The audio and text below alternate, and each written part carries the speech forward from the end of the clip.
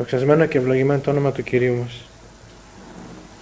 Λίγα εδάφια από το κατά Ιωάννη Ευαγγέλιο, σελίδα 951, κεφάλαιο 13, ΙΓ, κεφάλαιο 13, εδάφιο 31 μέχρι και 35. 951, Ιωάννη Ευαγγέλιο 13, από το 31 μέχρι και 35 εδάφια.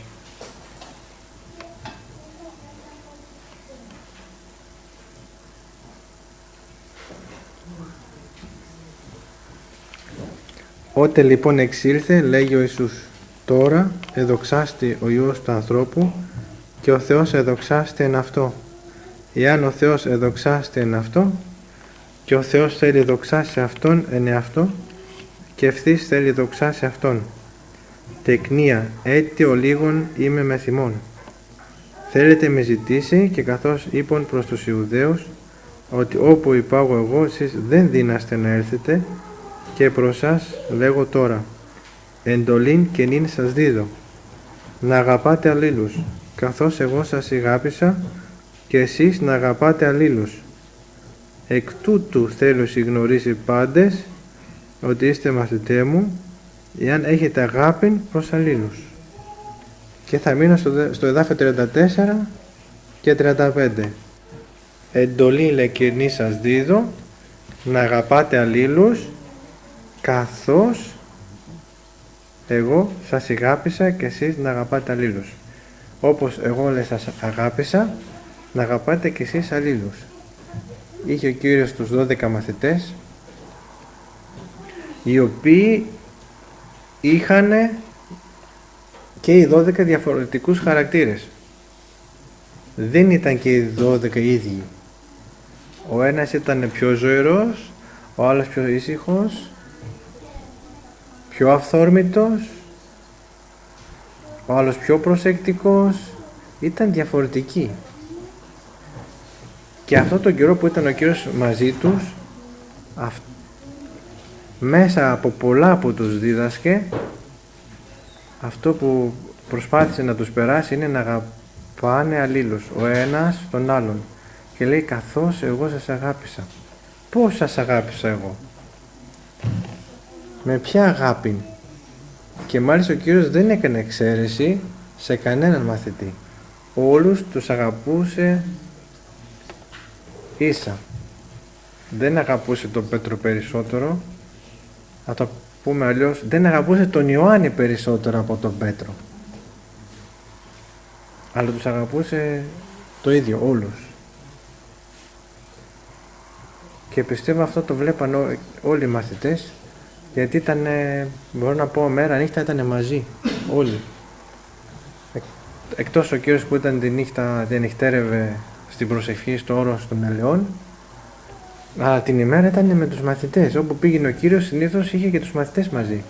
Μερικές φορές να είχε μόνο 3, άλλες φορές να είχε πιο πολλούς, άλλες φορές να ήταν όλοι. Και παίρναν αυτοί αυτό το μάθημα της αγάπης. Και τώρα ο Κύριος σε λίγο θα φύγει και θα τους αφήσει μόνοι τους. Δεν θα είναι άλλο μαζί τους. Και τους λέει ότι εντολή κοινή σας δίδω, να αγαπάτε αλλήλους. Καθώς εγώ σας αγάπησα και εσείς να αγαπάτε αλλήλους. 2 φορές το λέει, να αγαπάτε αλλήλους. Αυτό σημαίνει ότι το δίνει πάρα πολύ μεγάλη σημασία. Εκ τούτου θέλω συγνωρίσει πάντες ότι είστε μαθητέ μου, εάν έχετε αγάπη προς αλλήλους. Εκ τούτου λέει θα γνωρίσουν όλοι ότι είστε μαθητές μου. Μα δεν θα γνωρίσουν από αυτό που λέμε ότι είμαστε χριστιανοί? Όχι, λέει, αλλά από την αγάπη που θα έχετε μεταξύ σας. Και αυτό σημαίνει ότι θα είστε ενωμένοι. Ότι ο ένας θα συγχωρείται τον άλλον. Και τώρα τελευταία διάβαζα ότι η λέξη συγχωρέω είναι αρχαία ελληνική λέξη, είναι σύνθετη από το συν και χωρέω και σημαίνει ότι επιτρέπω κάποιον να είναι στον ίδιο χώρο μαζί μου, μαζί με μένα. Π.χ. στο δωμάτιο που είμαι, επιτρέπω να μπει κι άλλος και να είναι κι αυτός στο ίδιο δωμάτιο μαζί μου. Εγώ το επιτρέπω.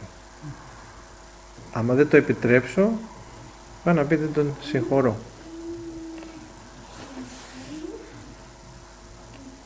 Εκ τούτου θέλω συγνωρίσει όλοι ότι είστε μαθητές μου εάν έχετε αγάπη προς αλλήλους. Οπότε η αγάπη που θα έχουν οι μαθητές μεταξύ τους θα φαίνεται, θα εκδηλώνεται.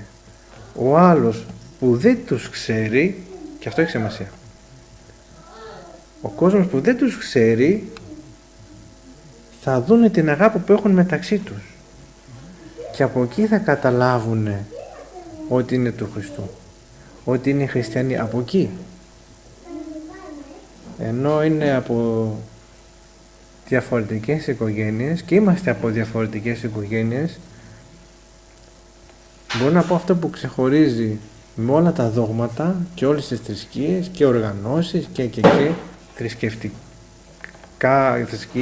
και ξέρω εγώ τι, αυτό που ξεχωρίζει ο λαός του Θεού και πρέπει να ξεχωρίζει είναι η αγάπη που έχουν μεταξύ τους.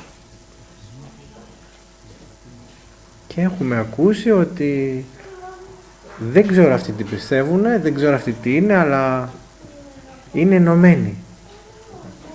Μεταξύ τους είναι ενωμένοι. Και η προϋπόθεση να είναι κάποιος ενωμένος είναι ότι να υπάρχει αγάπη.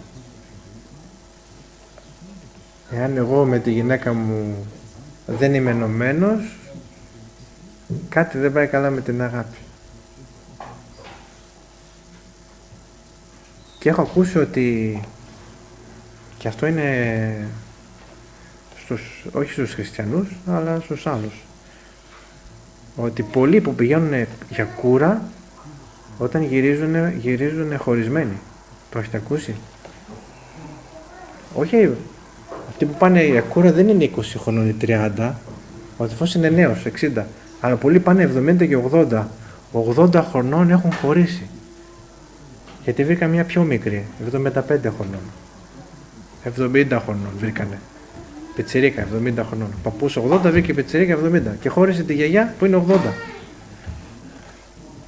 Το έχω ακούσει αυτά. Ένας δικηγόρος μου το έλεγε, λέει, άσε, λέει, τώρα έχω ένα πελάτη, ο οποίος είναι 80 χρονών, πήγε, λέει, κούρα, γνώρισε μια άλλη γιαγιά και χωρίζει τη γυναίκα του που είναι 80 για να πάρει την πιο νέα που είναι 70. Και τραβούσε τα μαλλιά του. Ο δικηγόρος λέει: εγώ τώρα πρέπει να περασπίσω αυτόν τον πελάτη. Σαν να λέει ότι όρεξη δεν έχω, αλλά τι να κάνω, θα βγάλω και το χρήμα. Πρέπει να ζήσω, θα τον υπερασπιστώ. Είναι γεγονότα αυτό. Θέλω να πω το εξής. Ότι προϋπόθεση να είμαστε ενωμένοι είναι η αγάπη. Γι' αυτό λέει, από την αγάπη θα βλέπουν την ένωση των αδελφών, την ενότητα, και θα λένε ότι αυτοί είναι ενωμένοι. Αυτοί αγαπιούνται, έχουν αγάπη μεταξύ τους. Και θυμάμαι την πρώτη φορά όταν μετακόμισε η μητέρα μου, έχει μεγάλη συγγένεια, πολλά αδέλφια, και μόνο ένας είπε από αυτούς ότι θα έρθω. Και τελικά ούτε αυτός δεν ήρθε. Κανένας δεν ήρθε στη μετακόμιση. Και θυμάμαι, ενώ η μητέρα μου δεν ήθελε καθόλου να δει ούτε έναν αδερφό, την είχα πει, την είχα προτείνει. Λέω, εγώ μπορώ να φέρω, αλλά εσύ δεν θες. Λέει, φέρε.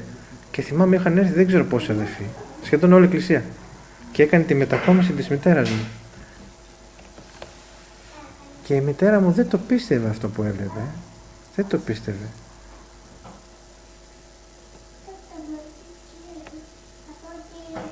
Και από τη χαρά της είχε κάνει και δεν ξέρω πόσες πίτες, χειροποίητες, για να δώσει στους αδελφούς να φάνε, και χίλια ευχαριστώ, και μέχρι σήμερα δεν το έχει ξεχάσει.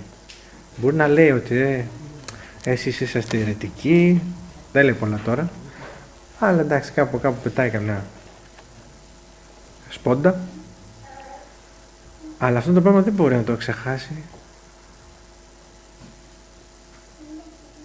Και το λέει κι αλλού, ότι λέει αυτή είναι ενωμένη. Αλλά όχι μόνο η δικιά μητέρα, από ό,τι θυμάμαι και η μητέρα του αυτού του Σάββατο λέει και άλλοι το λένε.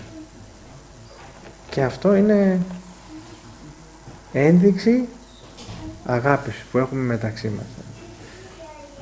Ο κόσμος δεν έχει αυτή την αγάπη μεταξύ τους, αλλά εμείς την έχουμε, αν και δεν είμαστε ούτε συγγενείς μεταξύ μας.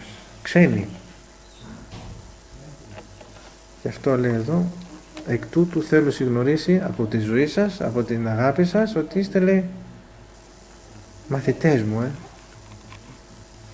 Αυτός είναι χριστιανός. Αυτοί είναι, λέει, χριστιανοί. Αυτοί είναι ενωμένοι. Αυτό είναι. Και είμαστε ενωμένοι και έχουμε αγάπη μεταξύ μας. Ο Κύριος να την αυξήσει ακόμα περισσότερο για τη δόξα Του, για να βλέπουν και να λένε πράγματι αυτοί είναι ενωμένοι, είναι αγαπημένοι, δεν είναι σαν και εμάς. Το έχω ακούσει και αυτό. Δεν είναι σαν και εμάς. Αυτοί υποστηρίζουν κάποια θρησκεία, αλλά δεν υπάρχει ενότητα, δεν υπάρχει αγάπη μεταξύ τους. Τι υπάρχει? Δεν ξέρω τι υπάρχει, πάντως αγάπη δεν υπάρχει. Ευχαριστούμε τον Κύριο, ο Κύριος να ευλογήσει και το υπόλοιπο.